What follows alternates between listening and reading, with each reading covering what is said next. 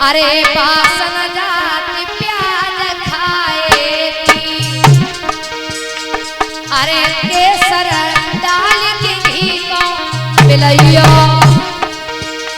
अरे स्वान की ऊंचा हो सीधी और सटा पाने के तेल लगैयो।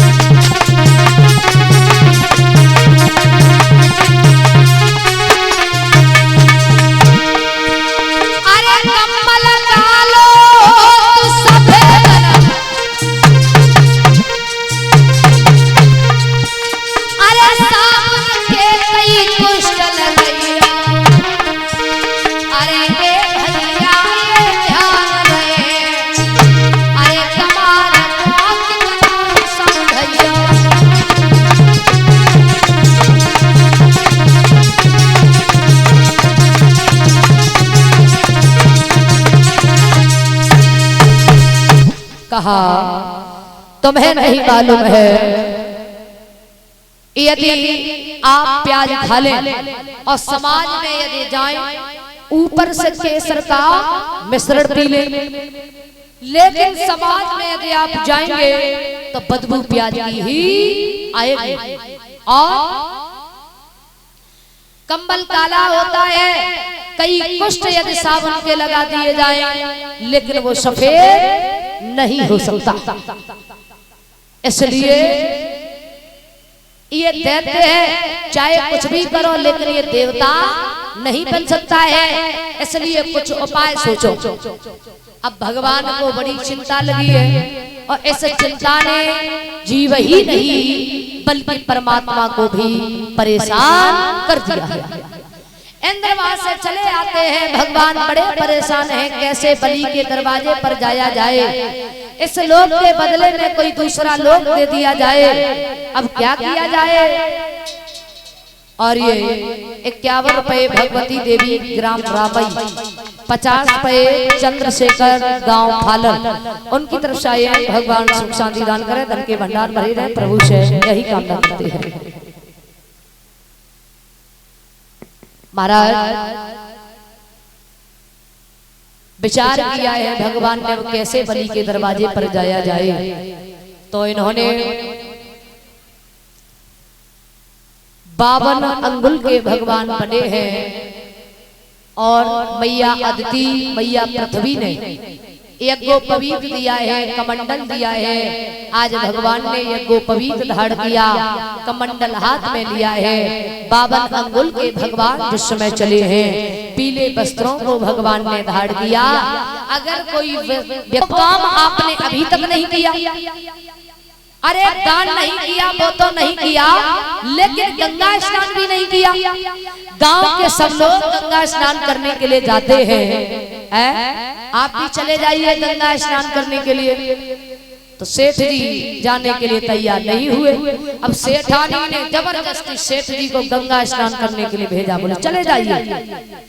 अब सेठ जी जब गंगा स्नान करने के लिए गए तो परीक्षित जी पैदल पैदल गए, किराया बच जाए। अब जैसे ही गंगा घाट पर पहुंचे तो गंगा घाट पर स्नान नहीं किया, विचार किया कि गंगा घाट पर स्नान करेंगे तो पंडा मिलेंगे और पंडा मिलेंगे कुछ दान मांगेंगे और दान मांगेंगे तो देना पड़ेगा। और मुर्दा घाट पर स्नान करने के लिए पहुंचे, विचार किया कि यहाँ स्नान करेंगे तो पंडा आएंगे नहीं, और पंडा आ भी गया कोई तो हमसे कुछ ज्यादा दान मांगेगा नहीं, सोचेगा कि किसी की अस्थियां विसर्जन करने के लिए आया होगा तो पहले से ही दुखी है, अब इससे क्या दान मांगो। तो पंडा ज्यादा दान मांगेगा नहीं, लेकिन भगवान भी बड़ा कौतुकी है, बड़ा कौतुक करते हैं। अब भगवान ने विलंब नहीं लगाया, जैसे ही सेठ जी ने गंगा जी में डुबकी लगाई, एकदम से भगवान पंडा के रूप में प्रकट हो गए। बोले यजमान की जय हो। जैसे ही सेठ जी ने देखा, अच्छा यहाँ भी आ गए। बोले हाँ बताइए। बोले देखो हम तो संतोषी पंडा है और साल में एक ही यजमान पकड़ते हैं, तो आपको हमारे 1 साल का प्रबंध करना पड़ेगा, 1 साल का कोटा पूरा करना पड़ेगा। बोले इतना तो नहीं हो पाएगा। बोले कोई बात नहीं, 6 महीने का कर देना। बोले इतना भी नहीं हो पाएगा। बोले कोई बात नहीं, तो आप 2 महीने का कर देना। बोले इतना भी नहीं हो पाएगा। बोले तो कोई बात नहीं, आप 1 ढेला दे देना। बोले ठीक है, 1 ढेला तो मिल जाएगा, लेकिन यहाँ नहीं मिल पाएगा, घर आना पड़ेगा। बोले ठीक है, हम चले आएंगे। अब सेठ जी ने विचार किया कि 1 ढेला के चक्कर में 15-20 किलोमीटर पैदल चल के कौन आएगा, ढेला भी बच गया। लेकिन भगवान की बड़ा कौतुकी, जैसे ही सेठ जी घर पे पहुंचे, सामई को पहुंच गए। बोले यजमान की जय हो। पत्नी से कहा भाई पंडा आ गया, जाओ और जाकर के कहो कि सेठ जी अभी अस्वस्थ हैं, बीमार हैं। पत्नी एकदम से आई, महाराज वो अभी अस्वस्थ हैं। अरे सुबह तो गंगा स्नान करने के लिए गए, बड़े अच्छे थे, स्वस्थ थे। बोले हाँ सुबह सुबह गंगा स्नान किया, ठंडी चढ़ गई, अस्वस्थ हो गए। अच्छा अच्छा कोई बात नहीं, अब हमारे यजमान थे तो हम इस हालत में छोड़ के जा भी नहीं सकते हैं। अब जब वो स्वस्थ हो जाएंगे तभी हम यहाँ से जाएंगे। अब भगवान को 3 दिन हो गए। सेठ जी ने विचार किया पंडा ये ऐसे नहीं जाने वाला है। पत्नी से कहा तुम जाओ रोते हुए और जाकर के कहो कि सेठ जी चले गए स्वर्गधाम के लिए। अब पत्नी रोते हुए आई, बोले महाराज गजब हो गया। अरे क्या हो गया? बोले अब तो सेठ जी स्वर्गधाम के लिए चले गए। क्या? 2 दिन पहले कितने स्वस्थ थे, कितने अच्छे थे, और बताओ भगवान भी क्या लीला करते हैं। लेकिन कोई बात नहीं है, अब हमारे यजमान थे तो हम इस हालत में छोड़ के जा भी नहीं सकते हैं। अब जब सब क्रियाक्रम हो जाएगा तभी हम यहाँ से जाएंगे।